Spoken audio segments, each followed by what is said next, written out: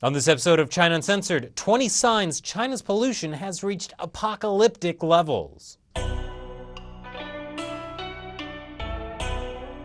Hi, welcome to China Uncensored. I'm your host, Chris Chappell. You know, my mom always told me, look on the bright side. Every cloud has a silver lining. And well, in China, there are plenty of clouds. And so here's the silver lining. For those of you who believe in global warming, China is preventing it. A team at NASA's Jet Propulsion Laboratory and the California Institute of Technology has discovered that aerosols, or airborne particles, emitted from pollution in China is, and I believe this is the technical term, screwing with the polar jet stream. Basically, that means storms are getting worse. So that winter storm Juno that just wreaked havoc in the US, we may have China in part to thank for that. Now, some believe that by releasing more aerosols into the atmosphere, we can better block out the sun, dropping temperatures and eliminating the need for face bikinis to protect women from skin-darkening sunshine. But you know what? Forget NASA. It's not like they're rocket scientists or anything. The Western propaganda media are just trying to scare you into thinking pollution is bad. In China, pollution really isn't a big deal.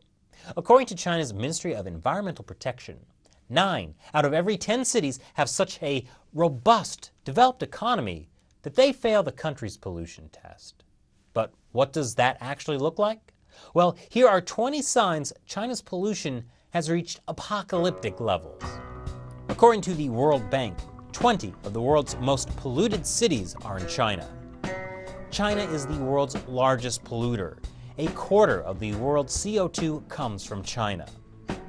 China burns almost as much coal as the rest of the world combined. During the November 2010 airpocalypse in Beijing, the pollution was literally off the charts. It exceeded the US Embassy's highest pollution rating and accidentally triggered what some programmer had written in as crazy bad. It was a joke that could, never actually happen. Chinese scientists say the air pollution in some places has been so bad, its effect is like a nuclear winter that affects plants' ability to grow. This is ridiculous. A boy in a pink apron? Come on.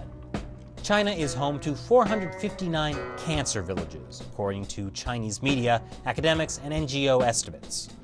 According to the Chinese government, by 2030, China will have used up all of its water. Yep. China will run out of water in 15 years. In the 1950s, there were 50,000 significant rivers. Now, less than half of them are left. 1/3 of all native fish species in the Yellow River are extinct, according to a 2007 announcement by Chinese officials.